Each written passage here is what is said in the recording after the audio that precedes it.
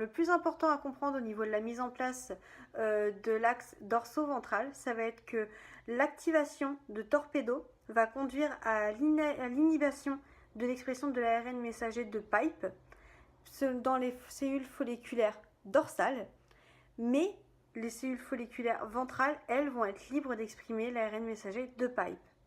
Donc dans la région ventrale, ce qui va se passer, c'est qu'après la fécondation, pipe va être active et va activer à son tour une cascade de protéases qui va mener jusqu'à la protéase Spartzel, qui va être clivée et qui va être active, qui va ensuite se lier au récepteur Toll, qui va se trouver à la surface de l'embryon.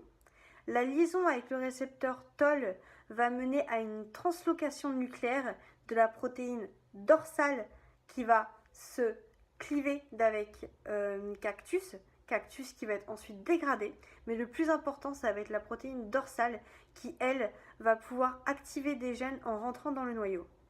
Donc vous l'aurez compris, si jamais la protéine dorsale va pouvoir rentrer dans le noyau pour pouvoir activer des gènes, c'est parce que c'est un facteur de transcription. Donc ce facteur de transcription qui est dorsal va pouvoir activer des gènes dans le noyau. Donc en l'occurrence, ces gènes vont être le gène TWIST et le gène DDP. Le gène TWIST va permettre la mise en place du tissu mésodermique, alors que le gène DDP va spécifier le tissu de l'ectoderme dorsal.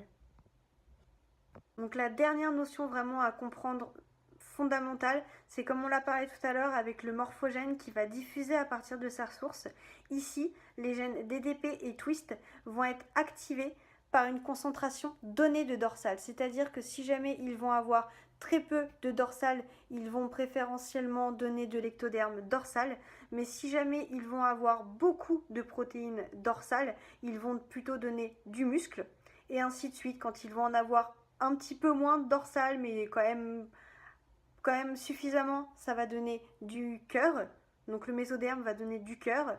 Et si jamais ils n'ont pas beaucoup de dorsal, l'ectoderme va donner non pas de l'ectoderme dorsal, mais de l'ectoderme neurogénique. Donc voilà, c'était vraiment le dernier point qui était important.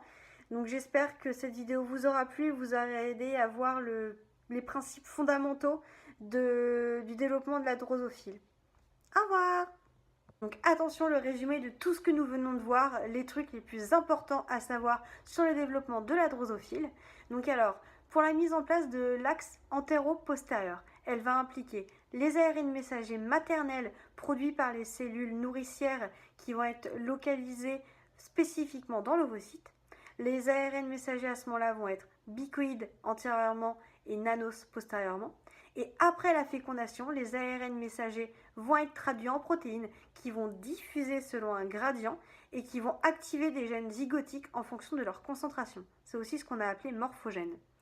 Pour ce qui est de la mise en place dorso-ventrale, elle va impliquer la signalisation de Gürken qui va provoquer la réponse de cellules folliculaires dorsales qui sont compétentes car elles possèdent le récepteur torpedo. Compétentes, c'est-à-dire qu'elles vont reconnaître spécifiquement la protéine Gürken qui, elle, je le rappelle, va être traduite en protéines et transcrite avant la fécondation. La conséquence de cette induction est de l'activation du récepteur Toll qui n'a lieu que dans la région ventrale de l'embryon. Et celle-ci est à l'origine de la segmentation d'un gradient de dorsal qui va permettre la conversion d'une simple division en partie dorsale et ventrale en un schéma complexe où les différents types de tissus dorsaux-ventraux sont spécifiés par des facteurs de transcription zygotiques qui vont être activés par une concentration donnée de la protéine dorsale. C'est ce que nous avons vu à la fin. Voilà, j'espère que cette vidéo va vous plaire et que j'espère qu'elle vous aura aidé à comprendre un peu en long et en large le développement de la drosophile. À la prochaine!